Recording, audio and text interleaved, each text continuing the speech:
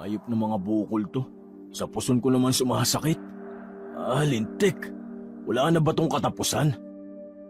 Ano na naman bang binubulong-bulong mo dyan? Magigising ang bata.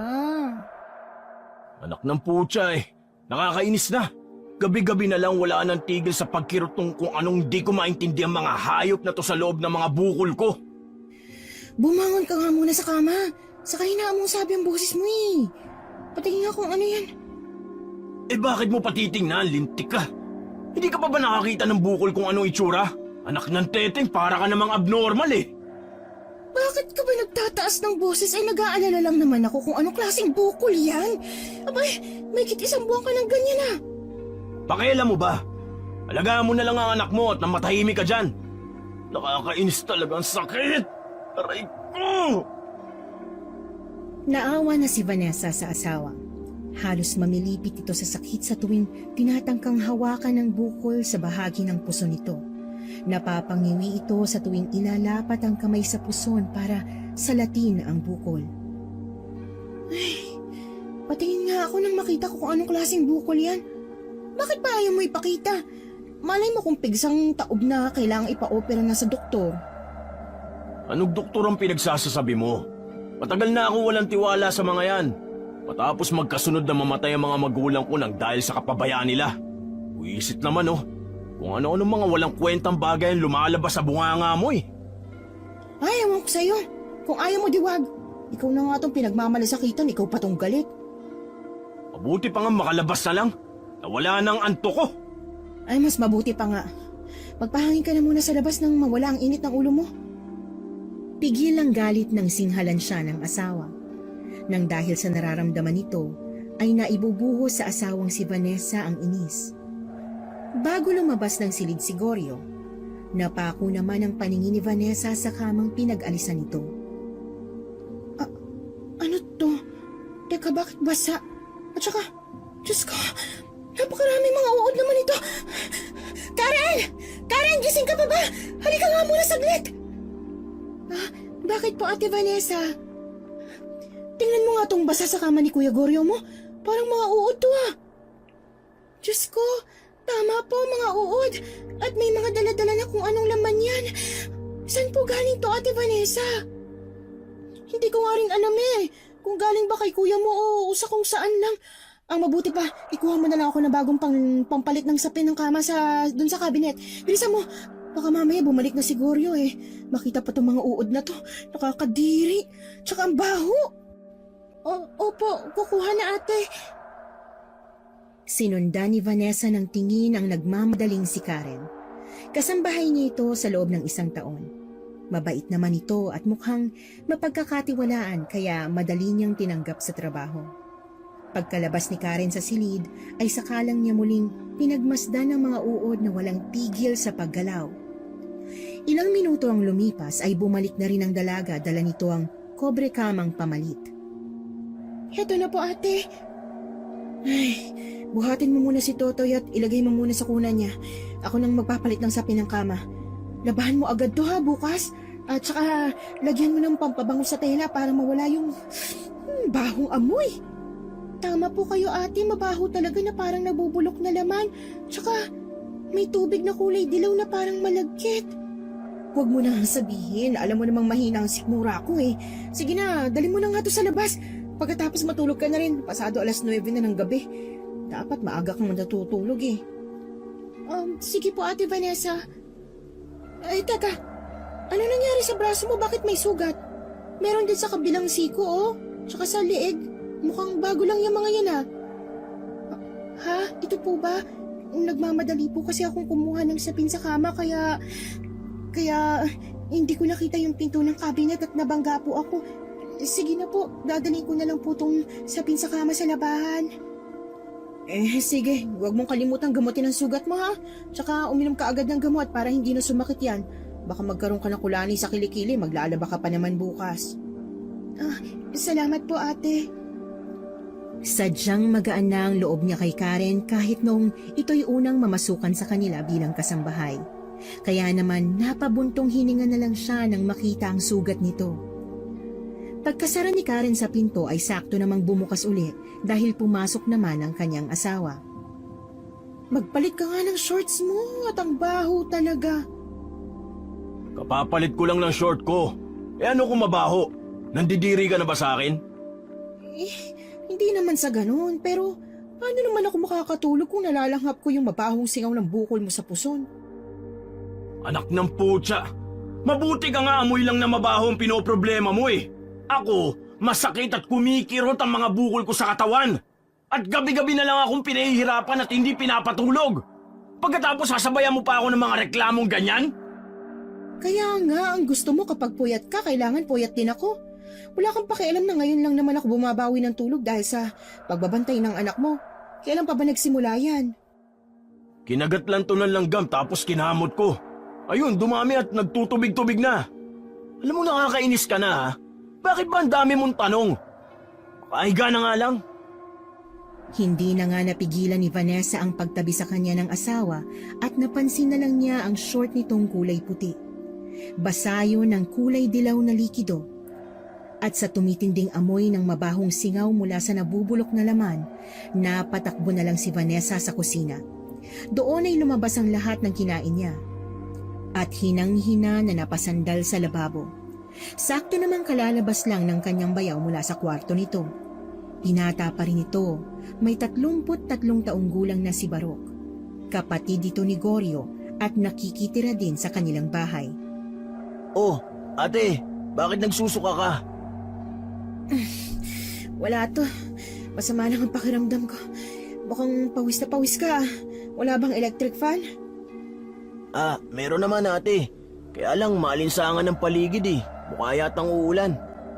Sige po, akala ko kasi kung sino yung nagsusuka eh. Ako lang to.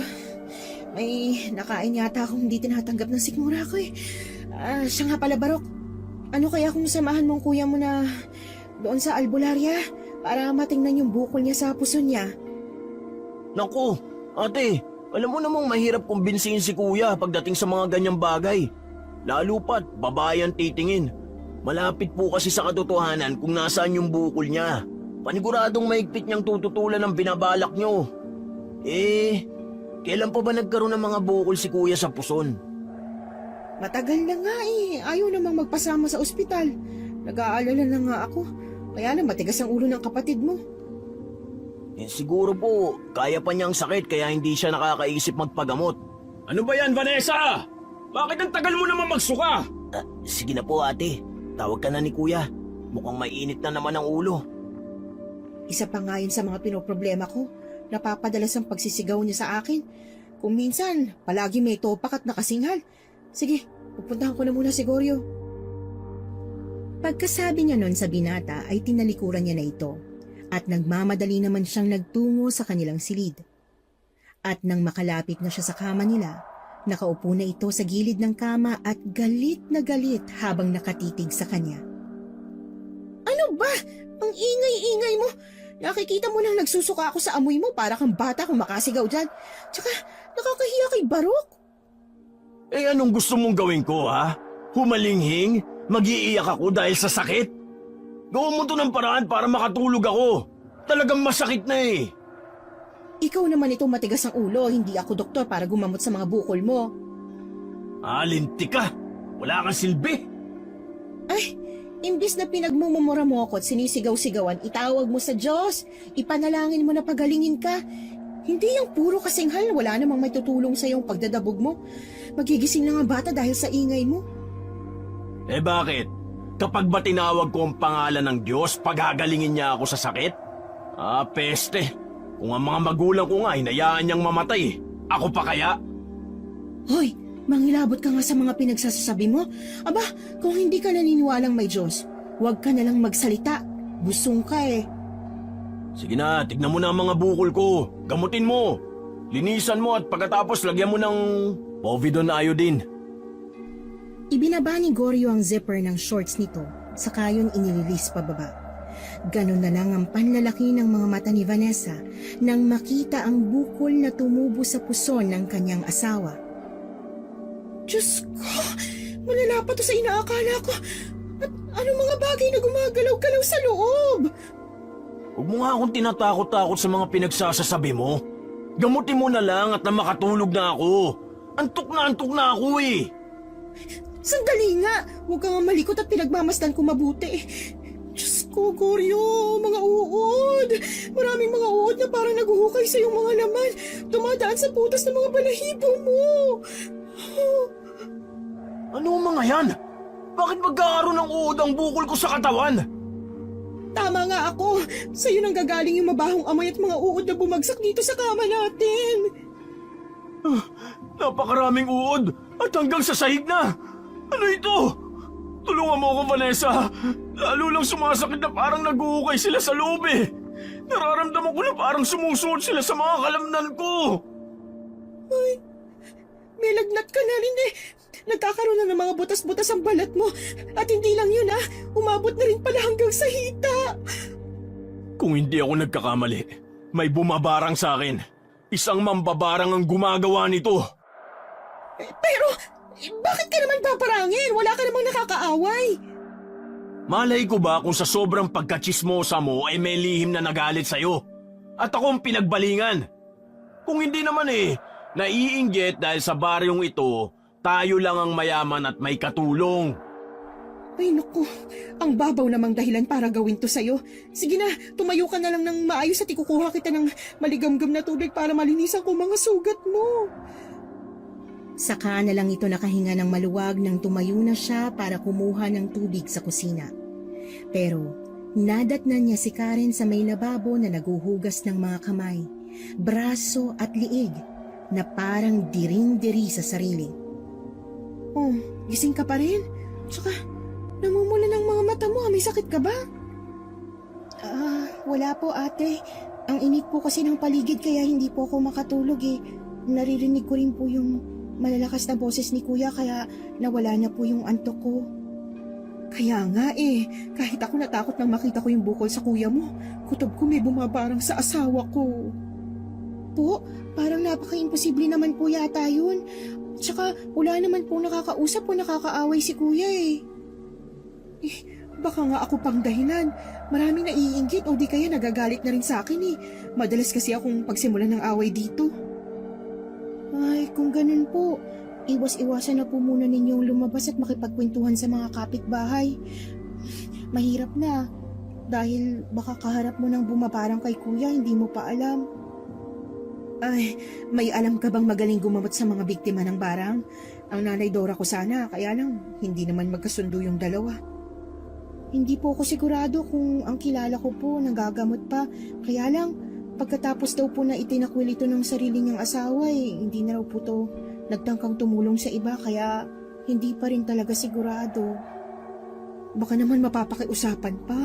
Nag-aalala na talaga ako sa Kuya Goryo mo Sige po at kapag nakausap ko po, sasabihin ko po agad sa inyo. Pagkatapos nilang mag-usap ay pumasok na si Vanessa sa kanyang silid. Nadatnan niya si Goryo na nakaupo sa gilid ng kama at namumula na ang mga mata. Indikasyong pinipilit nitong labanan ng kirot na dumadaloy sa bukol nito. May kakilala si Karen na isang albularya na makakatulong para gamutin ang sakit mo. Pero sa ngayon, kailangan mo muna magtiis. Aray, dahan-dahan lang ang pagdampi ng bulak sa bukol ko. Konting galaw nagdudulot na ng sakit Parang nagkakagulo sila sa loob. Butil-butil na rin ang pawis mo. Tsaka maraming mga bukol ang tumubo sa puso at hita mo. Lahat sila kulay ube na. Ay, at yung iba naman mapupula na. Manipis na ang balat at nakikita ko may gumagalaw-galaw na mga uod sa loob. Ngayon pa talaga nangyari to Kung kailan may dadaluhan akong birthday ng kaibigan kong dumating galing sa Saudi. Sayang din ang pasalubong niya, mga mamahaling pabango at relo. Pwede ba? Unahin mo munang kalusugan mo bago mga material na bagay. Alalahanin mo, hindi madadala sa hukay ang mga bagay na nandito sa lupa. Buhay pa ako. Bakit hukay na agad ang pinagsasasabi mo? Pinagdarasal mo yata mamatay na ako para masolo mo ang kayamanan ko. Pinaiinit mo na lang lagi ang ulo ko Buhay ka pa nga pero inuud ng katawan mo. Hindi ka ba natatakot na kung binabarang ka nga, may posibilidad na maaaring humantong sa kamatayan ng sakit mo? Mabuti kung mahusay na manggagamot ang matagpuan natin. Paano kung hindi at wala naman palang kakayahan? Tapos ka na ba? Kanina ka pa dyan dakdak ng dakdak. Nakakabingi na ang boses mo eh. Tapos na. Ay, mabuti naman at nawala na ang sakit at makakatulog na rin ako. Pagkasalita nito ay humiga na ito sa kama patalikod sa kanya. Nahulog naman sa malalim na pag-iisip si Vanessa. Tumabi na rin siya ng higa dito, hanggang sa dalawi na rin siya ng antok. Kinabukasan, maagang nagising si Vanessa para sa kanya namang trabaho bilang isang manunulat ng yugtong pampanitikan, na kung saan ay nagsusulat siya ng mga pangyayaring may kinalaman sa totoong buhay. Ate, tapos na po ako maglaba ng sapin sa kama. Magpapaalam po sana ako na uuwi muna kay nanay. 3 linggo na po kasi ako hindi nakakabisita sa kanya eh. Ay, kaya lang. May trabaho kasi ako ngayon, Karen eh. Pwede bang sa susunod na araw ka na lang umuwi? Bakit ka ba uuwi? Kung tutusin kayo mga katulong, hindi kayo dapat umaalis sa puder namin eh. Baka mamaya niyan, di ka na bumalik. Ang laki pa naman ang utang mo sa amin. Dahil sa pagpapagamot sa ina mong baldado. Grabe ka naman! Kung makapagsalita ka, tagos hanggang buto. Huwag naman sanang baldado. Pero pwede mo namang sabihin na may sakit na polio. Ano bang mali sa mga sinasabi ko ha? Alam mo naman ako kung magsalita. Kung ganun po, baka pwedeng makautang ulit kahit 4,000. Hindi na po nakakapagtrabaho ang nanay. May sakit po kasi siya. Wala rin po nagbabantay sa kanya. Panggastos po sana sa aking ina. Ako na lang po kasing inaasahan niya makakatulong sa kanya eh. Yon ang sabihin mo. Anak naman ng putya oh. Dinadaan-daan mo pa kami sa paligoy-ligoy eh. Kung ganon, hihingi ka lang ng dagdag sa utang mo. Hoy, may 10,000 ka pang utang na hindi mo pa nababayaran ha. Baka sa susunod ikaw na ang mayaman. Pasensya na po kayo, kuya. Ako lang po talagang naaasahan ng nanay ko eh. Nag-aalala na po ako sa kanya kaya nakikiusap po ako. Wala namang problema sa akin ang utang mo. Tsaka may tiwala ako sa'yo. Sa 5 katulong na namasukan sa amin, hindi nagtagal yung mga yun. Ikaw lang. Ikaw lang yung pinagkatiwalaan ko pagdating sa pera. Abay wag ka. Baka tubuan ng sunga yan. Ikaw pa ang suwagin. Hoy, manahimik ka nga! Ang ingay mo dyan! Ano ba papel mo dito? Ako to nakikipag-usap kay Karen, ha? Huwag mo na akong pinakikialaman. Dahil dyan sa ugali mo, kaya walang nagtatagal na katulong sa atin, eh. Hindi na nga napigilan ni Vanessa ang hindi magalit sa minsang pasingit-singit ng kanyang asawa sa usapan nila ni Karen. Kaya pagkatapos niya itong masigawan, ay umalis ito habang paika-ika ng lakad. Saka muling binalingan ang dalaga. Ay, pasensya ka na sa mga nasabi ng kuya mo ha. Kumuha ka ng 4,000 piso sa pitaka ko. Alam mo naman kung nasaan. Tsaka ipadala mo na sa nanay mo. Marami pong salamat ate. Lalo na po sa tiwala. Lagi mo lang tatandaan na ang tiwalang binibigay ko sa'yo 1 beses lang. Kapag sinira mo, hindi ako ang sinira mo kundi ang pagkatao mo. Alam ko po ate. Sige na, at ikaw nang bahala muna kay Totoy. Ano po palang gusto niyong ulam ngayong almusal? Hindi naman ako kumakain ng kanin sa umaga. Lutuan mo na lang ng kahit ano ang kuya Goryo mo. Kaping itim lang, masaya na ako. Nakakaantok kasi magsulat kapag walang pampagising eh. Tinapunan lang ni Vanessa ng tingin ang umalis na si Karen. Pagkatapos ay muling itinutok ang atensyon sa isinusulat niyang kwento. Hanggang nakaamoy na naman siya ng mabahong singaw mula sa nabubulok na laman ng tao. Kaya alam niyang nasa paligid niya si Goryo. Vanessa, alam mo duda ako sa katulong natin eh. Maligo ka nga muna, hindi yung kung ano-anong pinagdududahan mo.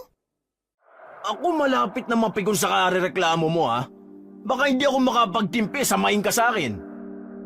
Wala ka bang trabaho? At akong iniistorbo mo rito? Wala nga. Pinuntahan ko naman si Barok sa kwarto niya. Grabe naman ang lasing. Kaya nga nagagalit ako dahil kanina pagpunta ko sa pintuan ng kwarto ko nakita kong kalalabas lang din ni Karen sa kwarto ng kapatid ko. Hindi kaya May lihim na relasyon yung dalawang yon. Tanga ka ba? Imposible mga sinasabi mo. Kaya pwede, magpasama ka na kay Barok para magpagamot sa kakilala niyong albularyo. At tingin ko may problema na rin yung utak mo. Wag na. Sa gabi lang naman to sumasakit eh. Pagkasabi ng kanyang asawa ay tumalikod na nga ito sa kanya. Maya-maya pa ay bumukas ang pinto ng silid ni Barok. Lumabas dito ang binata at kapansin-pansin ang mahahabang kalmot sa likurang bahagi nito. Dahil wala itong damit pang itaas, nakita niya hanggang sa balikat ang mga sugat. Magandang umaga ate. Si Karen po ba gising na rin? Oo, nakita nga ng kuya mo na kalalabas lang daw ni Karen sa kwarto mo. Sandali nga, ano bang nangyari sa balat mo at marami mga sugat na parang kalmot ng tao? Wag mo na tong pansinin ate. Dahil bigla akong nangati kagabi kaya kinamot ko. Nakalimutan kong maggupit ng kuko, kaya hindi ko napansin. Ate, naririto na po ang kape ninyo. Salamat Karen ha. Sige na, pumasok ka na sa kwarto ko at baka gising na si Totoy. Baka po naroon si kuya. Ano naman kung nando doon si Goryo? Dahil ba sa pinagsasabi niya kanina? Wag mo na lang pansinin yon. Oo nga naman Karen, masyado ka namang matampuin. Saka pagkatapos mo, kunin mo na nga yung marurumi kong damit sa kwarto. Lalo na yung sapin ko sa kama. Narumihan ko yung kagabi at hindi na ako magiging komportable sa susunod na matutulog ako. Opo, Kuya Barok. Nang makaalis si Karen, ay sakalang naalala ni Vanessa ang tungkol sa sinabi sa kanya ni Goryo. Dahil siguro sa maruruming damit kaya pumapasok si Karen sa kwarto ni Barok. Pagsapit ng gabi sa kwarto ni Vanessa ay hindi siya mapakali. Hindi siya sanay na hindi katabi ang asawa sa pagtulog. Nagpaalam lang sa kanya si Goryo na pupunta raw ito sa kaibigan kaya't gagabihin daw ito sa pag-uwi. Naisipan na muna niyang magpahangin sa labas. Pero nang mapatapat siya sa pinto ng kwarto ni Karen, nakarinig siya na parang may umiiyak o nagsasalita. Karen, ayos ka lang ba? Bakit ka umiiyak? May problema ba? Kanina ko pa nga siya tinatawag ate. Kasi dinig na dinig ko dito sa kwarto ko ang mga pag-iyak ni Karen. Ay, kanina pa ba? Bakit hindi mo ko tinawag? Kasi ate, pasado 10:00 na ng gabi. Akala ko po tulog na kayo. Karen, buksan mo pinto. Si Ate Vanessa mo ito. Ano ba nangyayari sa'yo dyan sa loob? Sirahin ko na kaya ang pinto ate. Kinakabahan na po ako eh. Baka kung ano na nangyayari sa kanya sa loob. Hindi, wag muna. Baka mamaya may pinagdadaan ng problema si Karen. Ang mabuti pa, hayaan na lang muna natin siyang mapag-isa, ha? Pinigilan na lamang ni Vanessa ang kanyang sarili na mag-usisa pa sa dalaga. Dahil pagkaalis niya sa tapat ng pinto, dumating naman ang gumagapang na si Goryo. Hindi sa kalasingan kundi sa matinding pananakit ng bukol nito sa puson. Nakita niya rin na kinakapos ito ng lakas dahil sa matagal nitong tiniis ang kirot. Kuya, ano nangyari? Bakit namumutla ka? Tulungan niyo ako na mahubad ang pantalong ko. Diring-diri na ako sa sarili ko. At sa kaiyang inabot ko sa kaarawan pa mismo ng kaibigan ko. Barok! Dali natin ang kuya mo sa may sofa, malapit sa electric fan. Tsaka, ikuha mo na rin ang damit, pamalit ang kuya mo. Sige ate, dahan-dahan lang at ikukuha ko muna ng tubig si kuya. Si Karen, nasaan ba? Gusto ko na magpagamot. Hindi ko na talaga matagalan ng sakit. Hanggang sa maselang parte ng katawan ko. Hindi ko may paliwanag ang kirot. Sobrang hapdi. Tiisin mo muna, may problema din si Karen at kinakatok nga namin ni Barok sa kwarto niya. Hindi rin kami pinagbubuksan ng pinto eh. Siguro dahil nasasabik na sa nanay niya kaya walang tigil sa pag-iyak. Peste naman parang wala tayong katulong. May mas bibigat pa ba sa problema ko? Baka naman binaparang ka na ng mga babae mo. Ano bang babae ang pinagsasasabi mo? Sa katigil-tigilan mo nga ang kabibintang sa akin ha. Intindihin mo na lang ang sakit ko. At baka marinig ka ng kapwa mong demonyo, tutuhanin pang bara nga ito. Hindi ka kasi nagpapagamot. Ayaw mo sa doktor, ayaw mo rin sa albularyo. Ano ba gusto mo mangyari? Mamatay ng nakatarakang mata dahil sa sakit? He! Malis ka nga sa harapan ko at baka masapak lang kita. Kapon pa ako nagtitimpi sa'yo ha. Tawagin mo si Karen at gusto ko siya makausap. Nagpapahinga na nga ang tao, iniistorbo mo pa? Hoy! Swelduhan siya dito. Malaki rin ang utang niya sa atin. Kung pwede nga lang, huwag na siya matutulog para naman may silbi at hindi sayang ang perang ginagastos ko sa kanya. Barok, ikaw na nga ang kumausap sa kuya mo at nagsisimula na naman. Tatayo na lang sana si Vanessa nang hindi sinasadyang madulas siya sa malagkit na likido na nagkalat sa sahig. Lumapat yon sa palad niya kaya naamoy niya ang mabahong amoy ng nabubulok na laman ng tao. At sa tindi ng pandidiri sa nahawakan, hindi na rin niya napigilan ang masuka. Kung mahina ang sikmura mo, huwag ka na lang dumikit sa akin. Dahil para mo na rin akong pinapatay kapag nakikita kita nagkakaganyan sa harap ko eh. Ate, ako na dito. Magugas ka na lang ng kamay. Kung alam ko lang na si Barok pala ang mag-aalaga sa akin pagdating ng araw, di na sana ako nag-asawa ng walang silbi. Ay, tumigil ka! Kahit sino masusuka talaga sa amoy mo. Hindi ka ba nababahuan sa sarili mo? O sadyang manhid ka na at wala nang pakiramdam sa katawan mo? Tawagin mo na lang si Karen. Hindi yung kung ano-ano na lang ang mga pinagsasasabi mo dyan. Kahit madulas ay nagawa ni Vanessang tumayo at maglakad papunta sa lababo. Doon ay paulit-ulit niyang sinabunan ng mabangong sabon ang palad niya. At kahit may sabon na yon, nangingibabog pa rin ang mabahong amoy nito. Naligo na rin siya at nagpalit ng damit. Saktong paglabas niya ay nakita niyang muling naghihilamos ng tubig si Karen. Mapupula ang mga mata at napakaraming sugat sa katawan. Kanina pa ako nag-aalala sa iyo pati sa pag-iyak mo sa loob ng kwarto mo. Ano bang problema at nagkakaganyan ka? Wala po ate. Malalaman din ninyo kung bakit. Basta ate, parang gusto ko na pong umalis dito. Nagkatakot po ako sa bahay na to. Ano? Yung mga kasama po kasi natin sa bahay, parang may mga weirdong kinikilos. Pati yung biglaang pagkakasakit ni Kuya Goryo. Napapadalas yung pagsisinghal niya sa akin. Katulad ngayon, tinatawag niya ang pangalan ko. May sakit lang ang Kuya Goryo mo. Intindihin mo na lang. Huwag ka na munang umalis. Paano nanay mo? Hindi ka ba naaawa sa kanya? Hindi naman po ganun ang pakikitungo sa akin ni Kuya Goryo dati ate. Pero simula nung magkasakit siya, nagbago ng pagtrato niya sa akin. Bakit? May reklamo ka na ba sa kapatid ko? Ano bang gusto mong palabasin? Huwag kang gumawa ng kwento na puro mga kasinungalingan.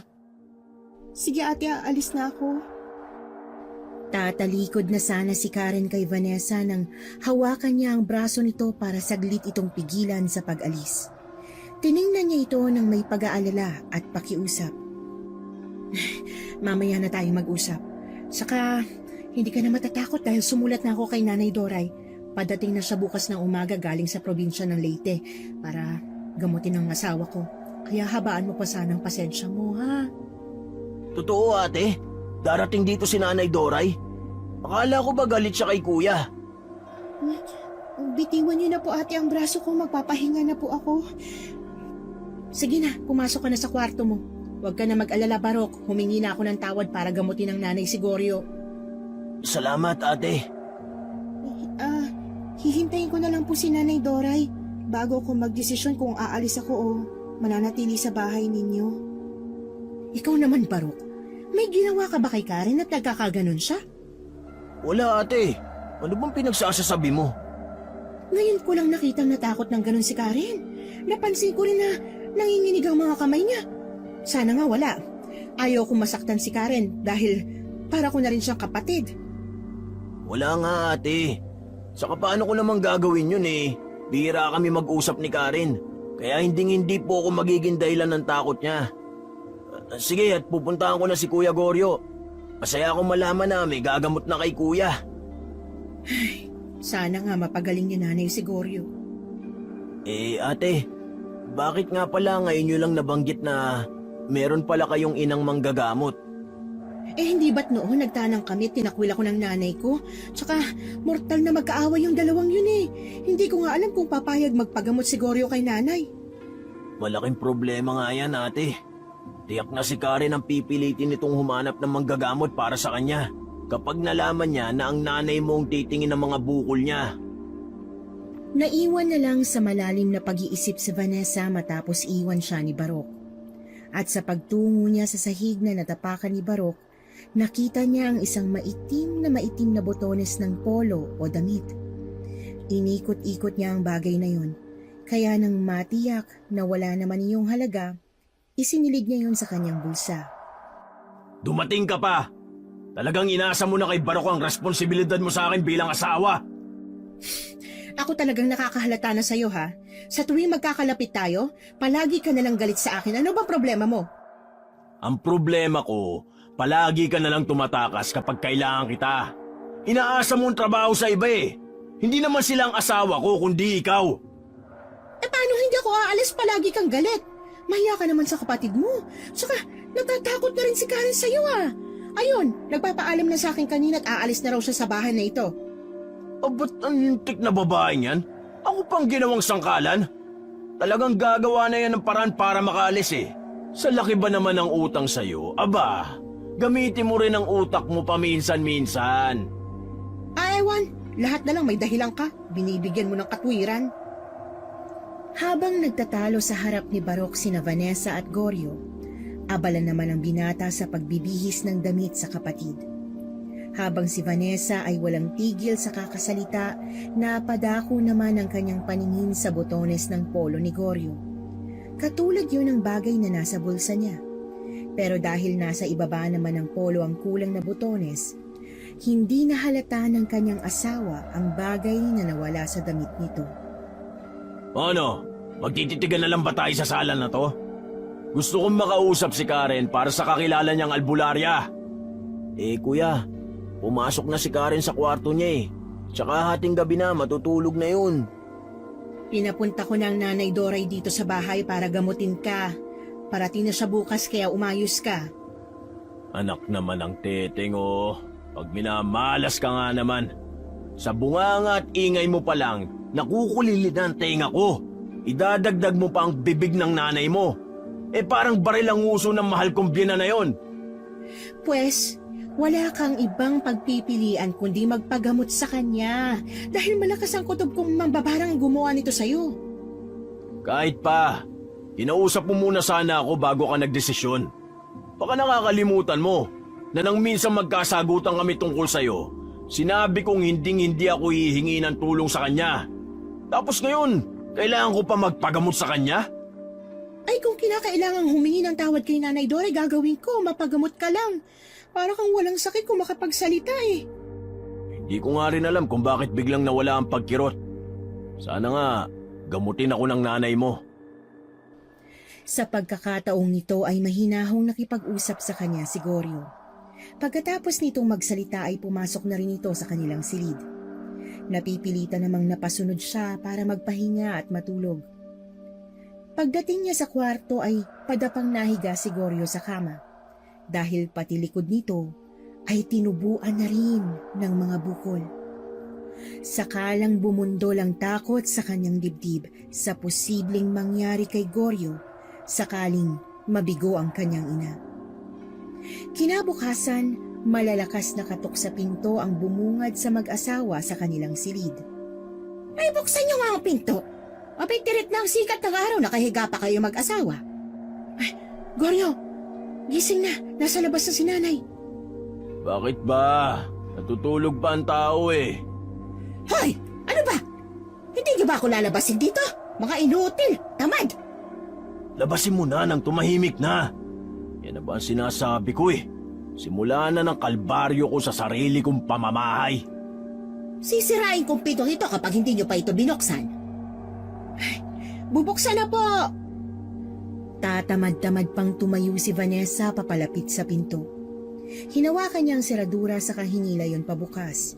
At sa pagbukas naman niya, sinabayan yun ng pagbubunganga ng kanyang ina. Paglingon naman niya sa kama kung nasaan si Goryo, Kitang-kita niya kung paanong itaklob ng asawa ang puting una nito sa tainga. Kita mo ng kabastusan ng asawa mo? Kaya hindi malabong mabarang kapag ganyang ugali ang pinapakita sa tao. Hayaan niyo na, nanay. Asawa ko na po si Goryo kaya wala na po tayong magagawa.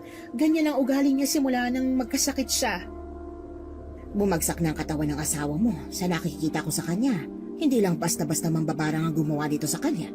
Nakahanda naman ba magpagamot ang asawa mong mataas ang tingin sa sarili? Opo, Nay. Kagabi nga po halos mag-iiyak na si Goryo sa sakit ng mga bukol niya sa katawan kung ganon, sa gabi ko lang maaaring makilala ang barang na ginawa sa kanya. Gusto ko ring makita kung ano ng itsura ng mga uod. Doon ko lang may sasagawa ang ritual ko sa paghihilamos ng usok. Magagamot pa naman ho ninyo ang asawa ko, Nanay? Oo naman. Tiwala akong mapapagaling siya. Pero hanggat hindi ko nakikita ang sugat at bukol niya, kapag namatay siya sa sakit niya at hindi siya napagaling, uubusin ito ang lahi at pamilya ng unang biktima. Biglang hindi mapakali si Vanessa sa sinabing yon ni Nanay Doray. Kung kaya naisara niya ang pintuan ng kanilang silid at dinala ang matanda sa sala para hindi marinig ni Goryo ang mga sasabihin ni Nanay Doray. Pagdating nila sa sala ay ibinaba ng matanda ang maliit na bag na dala nito saka ipinatong sa lamesa. Natitiyak niyang mga gamit yon ng matanda. Kahit 55 taong gulang na ito ay bakas pa rin ang angking kagandahan nito noong kapanahunan niya. Nanay, para saan ang gagawin mo? Ang pagbebendisyon gamit ang usok na nagmumula sa balat ng puno ng nyog. Nyog na hindi pa namumunga at bulaklak lang ng bulaklak. Ano po bang kakayanan ng usok na magmumula sa balat ng nyog? Nilililis lang nito ang masasamang enerhiyang gumagala sa loob ng bahay na ito. Nasaan ang ipinagmamalaki mong katulong? Nasa kwarto po niya o di kaya po baka nasa kusina. Sabihan mong ilabas muna ang aking apo sa bahay na ito habang isinasagawa kong ritual. Lalo pa kung ang anak mo ay hindi pa nabibinyagan sa simbahan.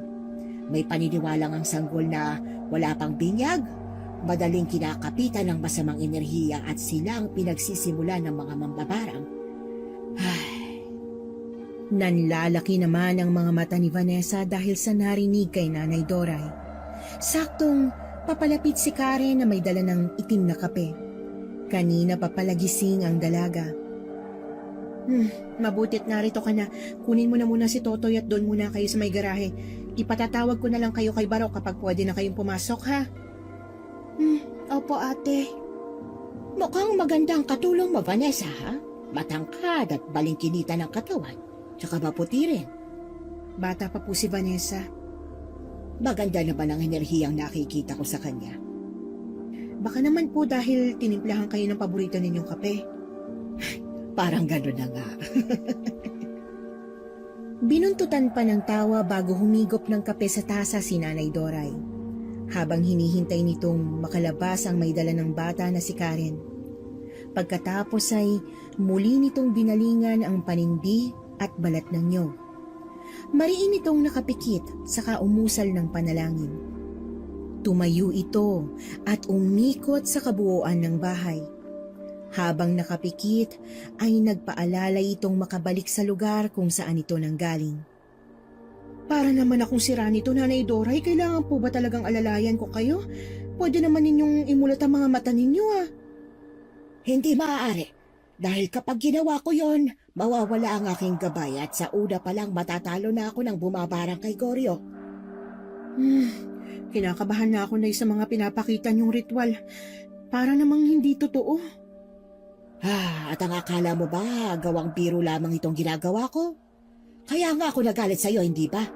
Nang magtanang kayo ng lalaking yon, nawala na rin ang aking tagapagmana. Kaya kahit matanda na ako, kailangan ko pa rin gawin kung anong nakaatang na tungkulin ko rito sa lupa. Pwede na po kayong magmulat. Nandito na tayo sa may sofa. Sakalang ding nagmulat ng mga mata si Nanay Doray. Inalalayan ni Vanessa na makaupo ang kanyang ina at parang hinang-hina itong napasandal sa sofa. Pagkatapos ay muli itong nagsalita.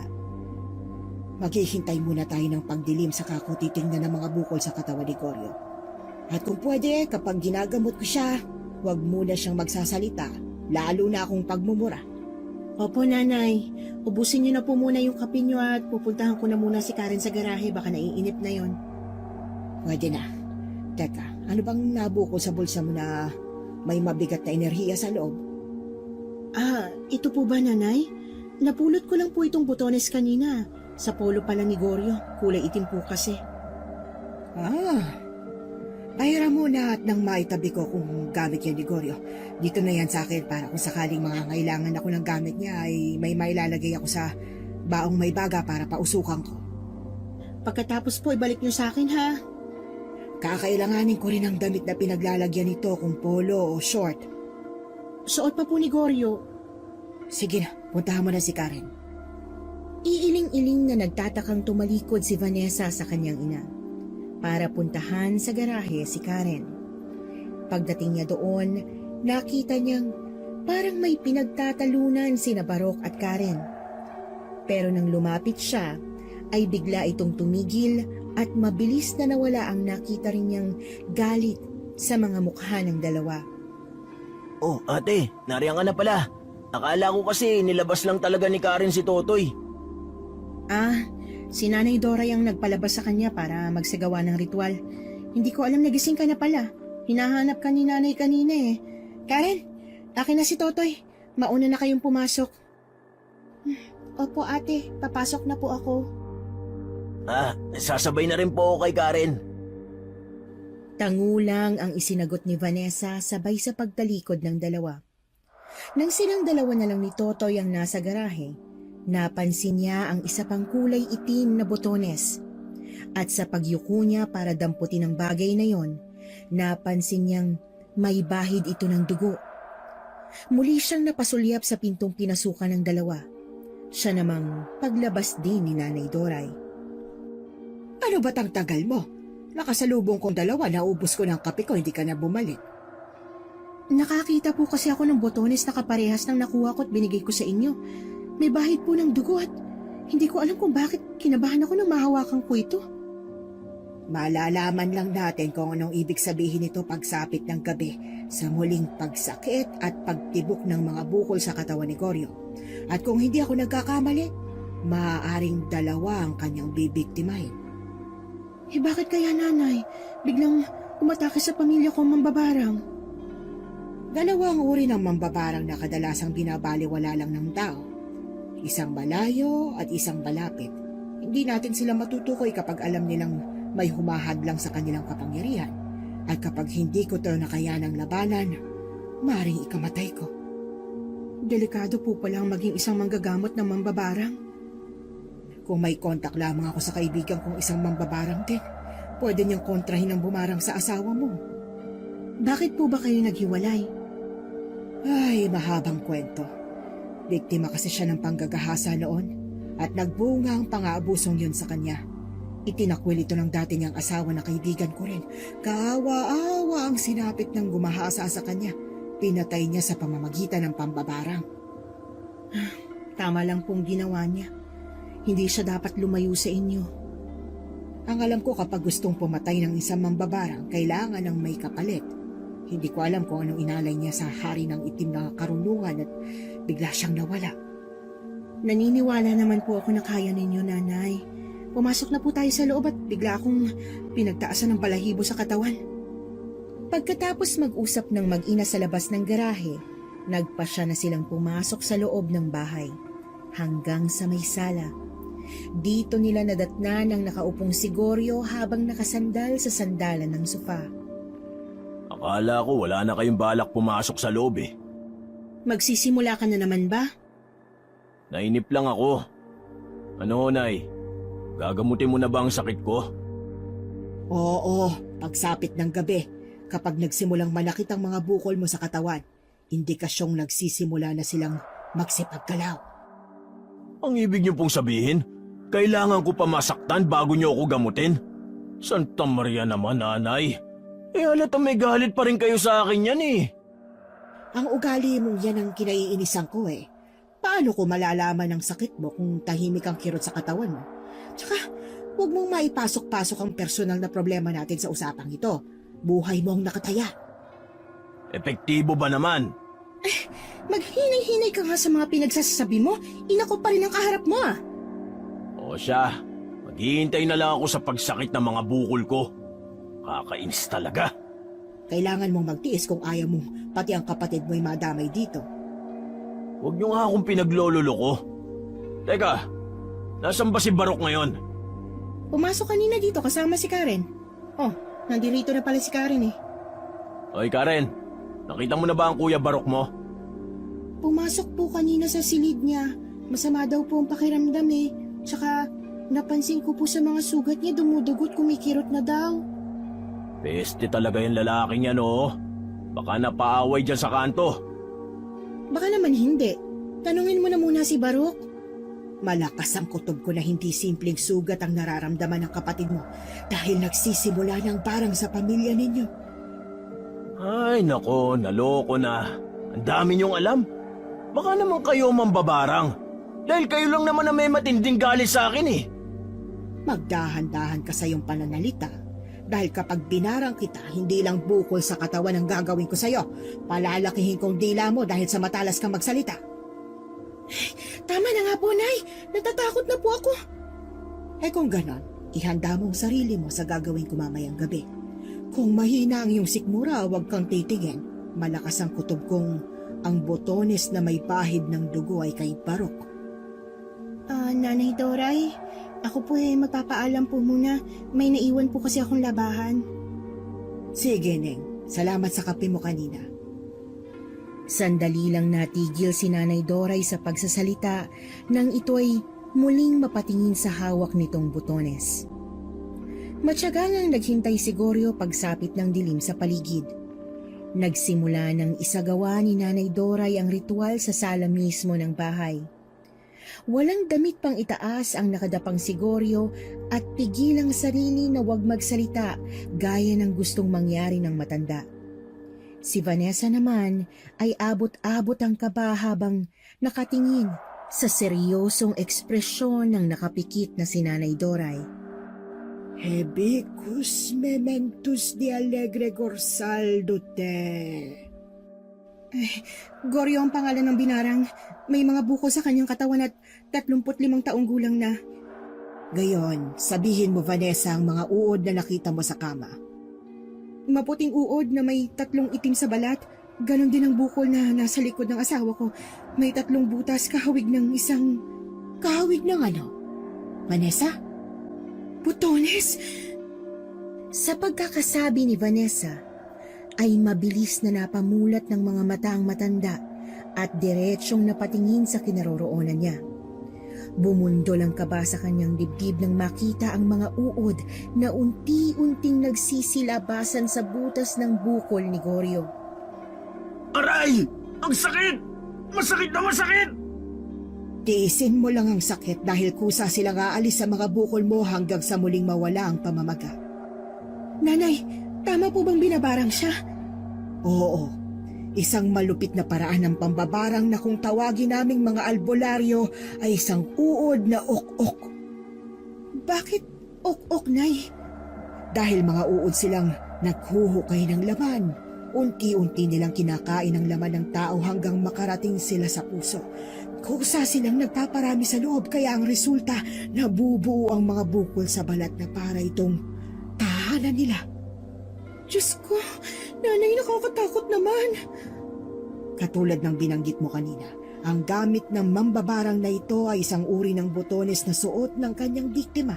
Ang ibig sabihin, malapit sa pamilya ninyo ang may gawa nito. Bakit naman po niya babarangin ang asawa ko? Yun nga rin ang ipinagtataka ko. Yung pambabarang kasi sa isang tao. Nangangahulugan yun ng parusa sa nakagawa sa kanya ng masama. Mas mahirap kalaban ng malapit na mambabarang dahil makakagawa siya ng paraan kung paano niya maitatago ang kanyang tunay na pagkatao. Napatakip si Vanessa sa kanyang sariling bibig nang marinig ang mga sinabi ni Nanay Doray. Saka siya napasulyap sa umuungol na si Goryo dahil sa hindi nito maipaliwanag na sakit. Paano siya malalaban, Nanay? Gusto ko na matapos ang paghihirap kong to. Alalahanin mo lang kung sinong nagawan mo ng masama. Nang sa ganon, madali nating matutukoy ang ating kalaban. Pero sa ngayon, inialis ko lang ang mga uod sa loob ng katawan mo. Babalik pa ba ang mga bukol, Nay? Oo, dahil mukhang nagtago ang may gawa nito sa pamamagitan ng pagbawi sa kapangyarihang itim. Hahanap naman ito ng mapaglilipatan. Kung ganun dalawa silang nagkasala sa taong yun. Wala kaming inaabusong tao ni Barok. Baka yung anak nyo, Nay. Masyado nang mahilig makialam ang babae niya sa mga kapitbahay. Huwag mo nga ako maakusahan ng ganyan. Tsaka bumangaw ka na dyan at linisan mo ang kalat mo. Kumusta ang pakiramdam mo? Magana po, Nanay. Salamat sa iyo. Huwag ka muna magpasalamat sa akin dahil pansamantala lang yan. Ano po ba, Nanay, ang magandang paraan para mapigilang bumalik ang barang? Ang mambabarang lang ang magpapasya. Nahulog na lang si Vanessa sa malalim na pag-iisip nang biglang lumapit sa kanila si Karen na humahangos at takot na takot. Nabaling ang tingin nila sa babae. Ate, si Kuya Barok po. Nilalagnat po't nakatirik ang mga mata. Tara, Nay. Tingnan niyo po ang kalagayan ni Barok. Bilisan natin at nang makita ko ang kanyang kalagayan. Sabay-sabay silang nagsitungo sa silid ni Barok at pagdating nila sa loob, nanginginig ito at namumutla. Mataas ang lagnat at hindi makapagsalita. Nilapitan ito ni Nanay Doray sa kahinawakan ng pulsuhan. Bakas sa mukha ng matanda ang matinding pag-aalala at napatingin sa gawin ni Vanessa. Kakaibang paraan na ginamit kay Barok. Uod na ok-ok na kulay pula. Ang kakayahan ng mga uod na ito ay ang pagsipsip naman ng dugo ng biktima na parang linta. Ano bang kamalasan ang dumapo sa pamilya ko? Sa mga tao dito, si Vanessa at Karen na lang ang natitirang walang sakit eh. Kaya isa lang sa inyong dalawa ang gumagawa nito sa amin ng kapatid ko. Baka ikaw, Vanessa. Bakit ako? Malay ko bang balak mo talagang kunin sa akin ang pera ko? Ba't ang tarantadong ito? Tingin mo sa akin mababarang? Tama na. Wala nang mangyayari kung magtuturoan tayo. Ikuha mo na lang ako, Karen, ng tubig at lalagyan ko ang sugat sa katawan ni Barok. Agad namang sumunod sa utos si Karen. Habang si Vanessa ay hindi maalis-alis ang tingin sa namimilipit na si Barok. Ilang saglit lang ang lumipas ay bumalik na si Karen, dala ang asul na palangganang may lamang tubig. Kinuha yon ng matanda sa kamuling naupo sa tabi ni Barok. Pagkatapos ay pumunit ito sa damit ng binata na siya namang ginamit sa pagpunas sa mga sugat nito. Nagsisilabasan na, Nanay, ang mga pulang uod na nagmumula sa sugat. Oo, isa sa mabagsik na hayop sa buong mundo ang uod na ok-ok dahil kaya nitong kainin ang katawan ng tao kahit ito'y buhay pa. May mga naibalita na sa pahayagan na may nabubuhay na tao kahit buto na lang ang kalahating katawan nito. Ito ay dahil sa mga ok-ok. Malupit ang taong bumabarang sa amin. Gaganti ako at papatayin ko siya. Para ano? Anong laban mo sa taong patraidor kong pumatay? Hindi naman siya mananakit kung hindi siya nakaranas ng kalupitan. Kaya dapat makilala ninyo at unahan na nating humingi ng tawad bago pa mahuli ang lahat.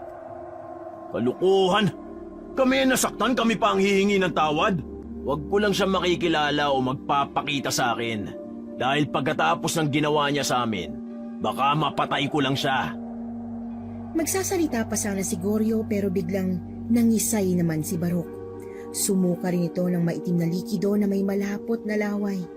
Abnormal din ang pintig ng puso nito at mainit din ang temperatura ng katawan. Pumikit si Nanay Doray, saka dinasalan ng pabulong ang nakapikit ding si Barok.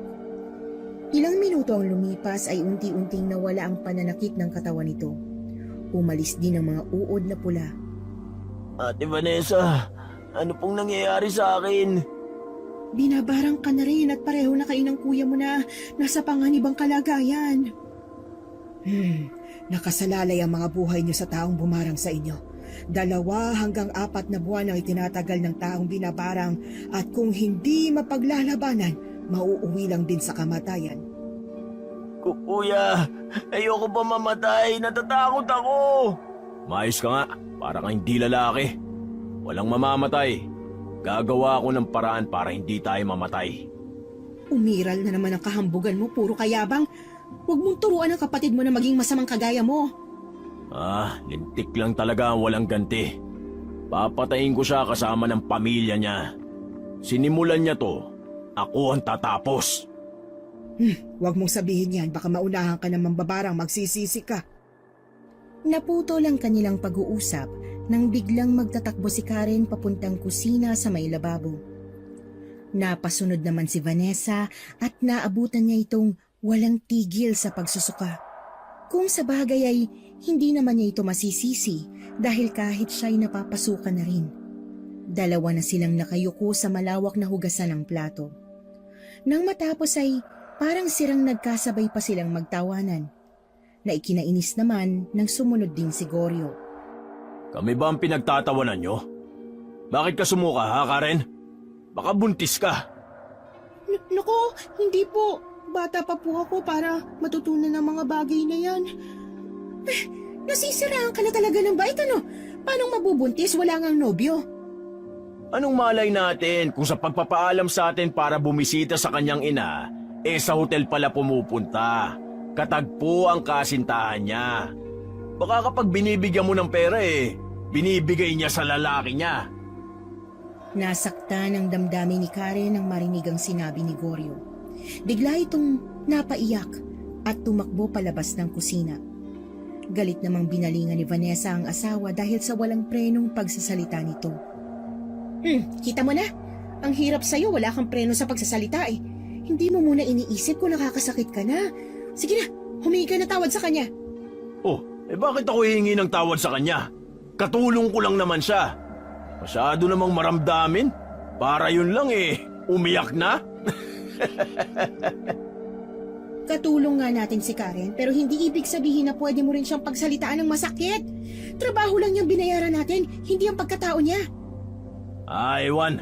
Kung gusto mo, di ikaw gumawa. Basta ako, wala akong pakialam kung anong nararamdaman niya. Magsama kayo. Mukha naman kayong mga asungot. Kung ipagtanggol mo siya, akala mo kapatid mo ako ang asawa mo. Kahit asawa pa kita, kung nakagawa ka ng hindi maganda sa kanya, ako mismong makakalaban mo. Ay, lintik! Sa pagkakataong yon ay biglang nakaramdam ng awa si Vanessa para sa dalaga. Kaya't naisipan niyang puntahan muna ito sa kwarto nito. Pagdating niya sa tapat ng silid ni Karen, nakasarado na yon. Mula sa kanyang kinaroroonan, dinig niya ang impit na iyak ng babae. Yon ang pinakamasakit na akusasyong masasabi ng isang lalaki sa isang babae. Wala na siyang magawa kundi ang umalis sa tapat ng pintuan at nagtungo na lang sa sala kung saan naroroon si Nanay Doray na nakaupo rin. Ngunit hawak ang 2 tasa ng kapeng pinag-inuman nilang dalawa kaninang umaga na hindi pa naliligpit ni Karen. Ay, Nay, bakit hawak niyang 2 tasa na yan? Sinasabi ko na at dahil sa kaping ito, halatang unang subok at mukhang baguhan sa paggamit ng barang. Pero malupit na agad ang ginamit. Ano po bang pinagsasasabi niyo, Nay? Kilala ko na kung sinong bumabarang sa magkapatid. Sino po, Nay? Ang nagbigay ng kapeng may bisa na parang isang bulag. Hindi ko akalaing may isahan ako ng isang bata sa pamamagitan ng aking kape. Kaya hindi ko agad siya nakilala. Pero ngayon, sigurado na ako. Si Karen bang tinutukoy ninyo, Nay? Wala nang iba pa. Siya ang may matinding galit sa magkapatid at sa nakikita ko, batay sa binitiwang salita ng pagbabanta, tototohanin niyang patayin sina Barok at Goryo. Bakit niya gagawin to, Nay? Napakaganda ng pinakita ko sa kanya. Tinuring ko siyang kapatid. Ang maganda niyan, kausapin natin mamayang gabi si Karen sa kanyang silid. At kahit na anong mangyari, wag mo munang ipapaalam kay Goryo, baka kung ano pang gawin niya. Opo, Nay. Kapag nagmatigas siya sa itatanong natin, ang 2 botones na ginamit niya sa magkapatid ang siyang ibabalik ko sa kanya. Ano nang mangyayari sa kanya? Siya ang mamamatay ng mabilis, higit pa sa inakala niya. kasama ang mga uod na ukok. Dahil kung hindi natin yung gagawin at malalaman niyang alam na natin na siya ang mambabarang, papatayin na niya ang magkapatid. Diyos ko, paano niya ito nagawa sa amin? Akala ko mabuti siyang tao. Pigilan mo ang iyong galit kapag kaharap natin siya mamaya. Ha? Sana nga, Nay, dahil talagang masasaktan ko siya. Pagsapit ng itinakdang oras ng paghaharap nila ni Karen, sa tapat mismo ng silid ng dalaga, kumatok siya para pagbuksan siya ng pinto. Sakto namang nakatulog na ang dalawang lalaki dahil pasado 12:00 na yon ng hating gabi. Karen, gising ka pa ba? Pwede ba tayo mag-usap? Bakit po, ate? Namumugto ng mga mata mo ah. Alam kong dinamdam mo yung mga sinabi sa'yo ni Goryo. Pwede bang pumasok? Doon tayo mag-usap, kasama ko si Nanay Doray. Po, ano po bang pag-uusapan natin? Mahalaga ang sadya namin sa'yo. Doon tayo sa loob para walang ibang makarinig. Sige po, pasok po kayo. Binuksan ng malaki ni Karen ang pinto nito para makapasok si Vanessa kasama si Nanay Doray. Isinara ni Karen ang pinto, saka naupo sa gilid ng kama nito. At nang makita niya ang kabuuan ng silid, agaw pansin ang itim na ribultong nakatayo sa ibabaw ng aparador nito. Kasya ang 2 tao at pwedeng magtago hanggang sa loob. Pero iba ang sadya nila sa dalaga. Hindi na ako magpapaligoy-ligoy pa. Bakit mo binarang ang magkapatid? Anong kasalanan nila sa'yo? Nagtitimpi lang ako ng galit para sa'yo dahil kahit papano napamahal ka na sa akin, ha? At tinuring ka na para ko na rin tunay na kapatid. Kaya nakikiusap ako sa'yo, sagutin mo na maayos ang tinatanong ko sa'yo. Ate! Bawiin mo ang barang mo sa magkapatid kung ayaw mong ibalik ko sa'yo ang mga uod na ok-ok. Hindi pwede, nanay. Nagkakamali kayo. Hindi niyo po ako naiintindihan eh. Anong gusto mong unawain kang hayop ka? Ang kapal na mukha mong gawin to sa amin? Tuluyan ang lumabas ang galit ni Vanessa at nasampal niya sa mukha si Karen. Naawat lang siya ni Nanay Doray kaya't nahawakan ni Karen ang umiinit na nitong pisngi. Nauwi yun sa paghagulgol ng dalaga. May dahilan ako kung bakit ko ginawa yun sa inyo. Patawarin mo ko, ate. Hindi mo alam kung bakit nagtiis ako para makasama ka. Hindi ako nagtiis na makasama ka. Totoong tinuring kitang parang tunay kong kapatid. Nagtiwala ako sa'yo. Pero anong ginanti mo? Niloko mo ko, sinaktan mong asawa ko. Salamat, ate. Tinuring mo ako na parang isang kapatid. Mahal kita at kaya kong magsakripisyo para sa'yo. Ano bang pinagsasasabi? Lahat sila ay natigilan nang mapatingin si Karen sa pagpipihit ng seradura sa labas ng pinto ng silid. Kung saan ay mabilis na napatayo si Karen at para itong natarantang natatakot nang muli itong tumingin sa kanila. Ate, dun muna kayo magtago sa aparador ko. Bakit ako magtatago? Bahay ko to. Basta ate, nakikiusap ako. Saka na ako magpapaliwanag. Basta magtago kayo ni Nanay Doray. Sino bang nasa labas at nanginginig ang iyong katawan? Saka may butas-butas yun. Baka makita lang din kami. Kahit na anong mangyari, wag na wag po kayong gagawa ng ingay, ha? Makikita ninyo kung bakit ako nagkaganito. Dahil sa tensyon at panginginig ni Karen, napilitan silang magtago sa aparador na itinuturo ng dalaga. Hinarangan pa yun ng silya. Kita rin naman nila kung sino ang taong kinatatakutan ni Karen dahil sa maliliit na butas ng pinto ng aparador. Pigil na pigil ni Vanessa ang kanyang hininga habang nakasilip sa butas. Ganon din naman si Nanay Doray. At nang buksan ng dalaga ang pinto, ang taong nasa labas ng silid ay walang iba kundi si Barok. Hayop kang babae ka?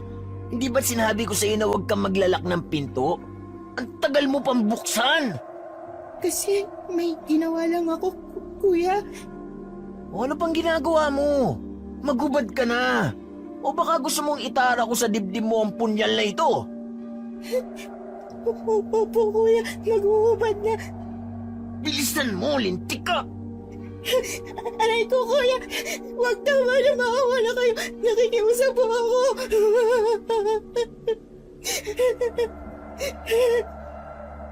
Abot langit ang pagpipigil ni Vanessa upang wag umiyak sa kalapastangan yun ni Barok sa kaawa-awang si Karen. Umagos ang kanyang mga luha at sa isip ay pinagmumura niya si Barok dahil sa matinding galit. Kinagahasa pala nito ang dalaga gabi-gabi at wala siyang kaalam-alam sa mga nangyayari. Pagkatapos nitong gawin ang kahalayan sa babae, parang walang nangyaring lumabas ito ng silid. Naiwan ang humahagulgol sa iyak na si Karen. Hayop!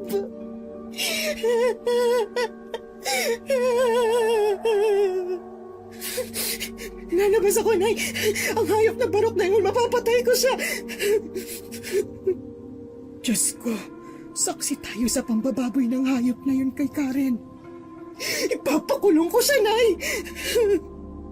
Lalabas na sana sa pinagtataguan si Vanessa pero napahinto siya nang may pumasok na isa pang lalaki.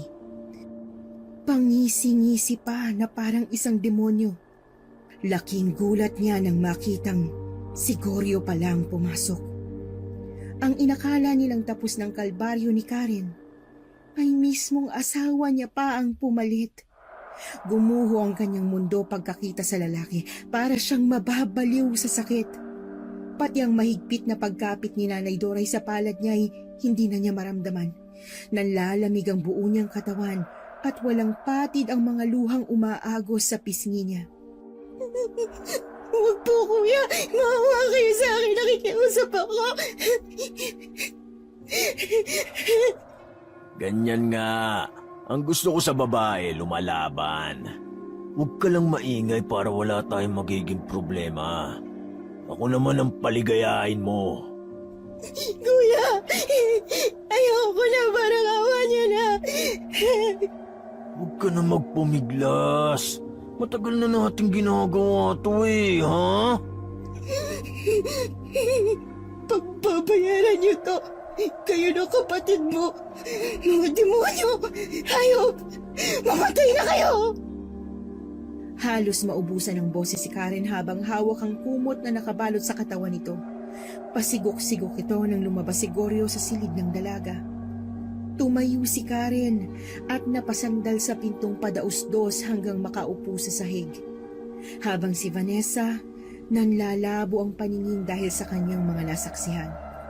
Parang siyang namatay at hindi niya magawang tumingin kay Karen. Habang yakap-yakap ni Nanay Doray si Karen, ay napahagulgol naman ng malakas si Vanessa. Karen! Diyos ko! Sabihin niyo sa akin, ate, bakit hindi ko yun gagawin sa kanila? Magbabayad sila. Sinira nilang buhay ko. Bakit hindi ka umalis? Nagsumbong ka sana sa mga pulis. Para ano, ate? Para bayaran lang ni kuya yung mga pulis at palabasing akong mali. Mayaman kayo, maimpluwensyang tao. Anong laban ko sa kanila? Pero bakit kailangan mo magtiis ng ganito? Dahil tinatakot ako ng asawa ni ate na papatayin niya si nanay at si ate Vanessa. Ayokong masaktan siya ng dahil sa akin. Mapapatay ko sila. Mga hayop. Wala silang mga puso. Napaupo na lang din sa sahig si Vanessa dahil sa mga revelasyong natuklasan niya. Paano pa niya haharapin ang asawa? Ganong alam na niya ang kademonyohang ginawa nito kay Karen. Nakatulalang lumabas ng silid si Vanessa, diretso sa sala. Naroroon ang dalawang lalaki, kampanteng nakaupo, na para bang walang nangyari. Saan ka ba nagpunta, Vanessa? Nalibot ko na ang buong kabahayan sa paghahanap ko sa'yo Oo ate, saka mapula po ang inyong mga mata. Parang galing kayo sa pag-iyak Bakit hindi ka nagsasalita? Ano ba nangyayari sa'yo? Ate, may problema ba? Mga hayop! Demonyo! Pagbabayaran yung mga kababuyan yung dalawa! Ano ba pinagsasasabi mo dyan?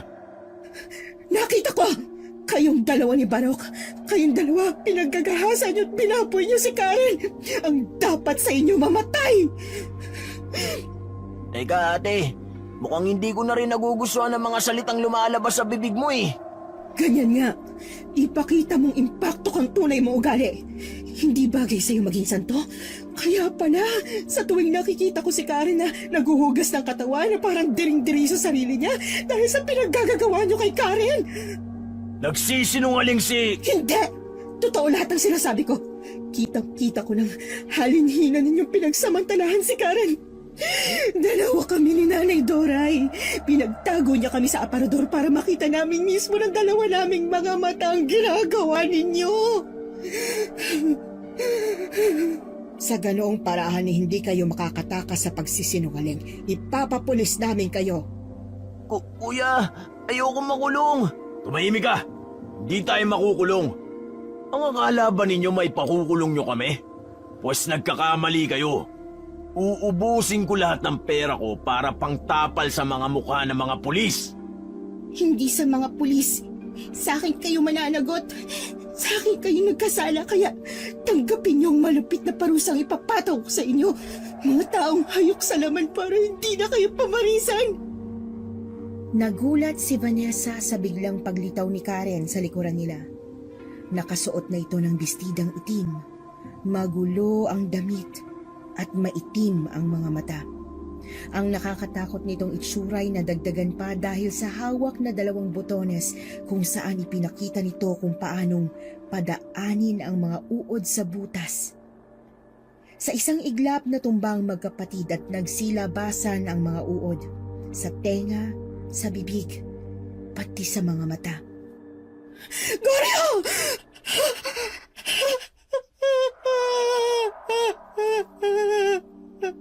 Nararapat lang yan sa kanila kaya wag mo silang iyakan. Ganyang parusa ang nararapat sa mga lalaking mahilig makialam sa mga babae. Patay na sila, nanay. Paano natin may papaliwanag sa mga pulis ang mga nangyari sa kanila? Ay, hindi maghihinala ang mga pulis dahil kitang-kita na para silang nahagnas na bangkay sa tulong ng uod na okok. Ang mga okok na ang bahalang mag-iwan ng ebidensya para matukoy ang kanilang pagkamatay. Tapos na ako, ate. Kailangan ko na umuwi sa amin bago pa kunin ang paningin ko. Itong ginamit kong kapalit sa lahat ng pagtanggap ko sa itim na karunungan eh. Ang kakayahang ipinakita mo, Karen. Pamilyar yan sa akin. Gusto kong sumama sa inyong bahay para makatiyak akong tama ang aking nararamdaman sa kakayahang tinataglay mo. Nang magkasundo ay magkasama silang umuwi sa bahay ni Karen. Liblib yun at maliit lang ang kubong kanilang nadatnan. Sa balkonahin nito ay isang payat na babaeng kasing edad ni Nanay Doray. Maikli ang paa nito at nauna pang lumapit si Doray sa ina ni Karen. Leticia? Kilala niyo pong nanay ko? Oo, dahil siya lang ang may kakayahang tulad ng pambabarang mo. Ang babaeng ginahasan ng mga kalalakihan. Hindi ko akalaing mangyayari din ito sa'yo. Kung ganun, Nanay Doray, siyang kaibigang matagal niyo nang hinahanap.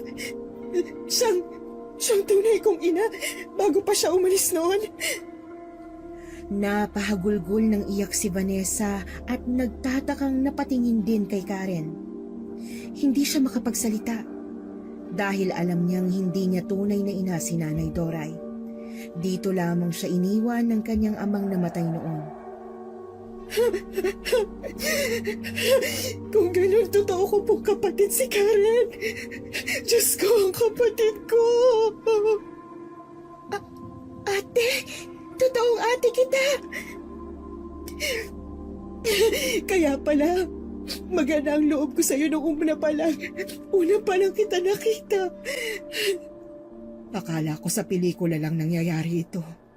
Pati pala sa totoong buhay. Dahil sa pagpatay ni Nanay Leticia sa mga taong gumahasa sa kanya, lulumpo siya. At hindi malabong ako naman mabulag. Kaya lang ate, buntis po ako.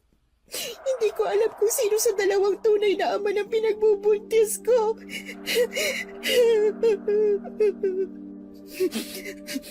Palalakihin natin ang bata. Tutulungan kita. Ayoko sa bata, ate. Mamamatay ako. Hoy, walang kasalanan ng sanggol kaya wag mo siyang idamay. Gaano man kabigat ang mga nangyari sa'yo, hindi yan tamang solusyonan para wakasan ang buhay na hiniram mo lang. Lumuluhang napayakap si Vanessa sa kapatid. Ngayon ay hindi niya pagsisisihan ang mga nangyari dahil kasama siya sa nagbigay ng hustisya sa kanyang tunay na kapatid. Ilang buwan ang lumipas, nasa harap ng puntod ni Goryo si Vanessa kasama ang 2 taong gulang na anak nila at pati na rin si Nanay Doray. Sana'y wala ng babae ang mabibiktima ng panggagahasa. Para wala ring mambabarang na kailangan pang pumatay para sa hustisya. Nararapat lang ang kamatayan para sa kanila. Pero maling taong humusga sa buhay nila. Ate, umiiyak na si Gabriel kaya bumaba na ako ng kotse. Ang tungkod mo hawakan mong mabuti ha. Hindi ka na sanay bumaba. Pabalik na rin kami. Ate, nakakainip kapag bulag ka. Puro kadiliman ang nakikita. Sus! Tara na nga at hinihintay na tayo ni Leticia.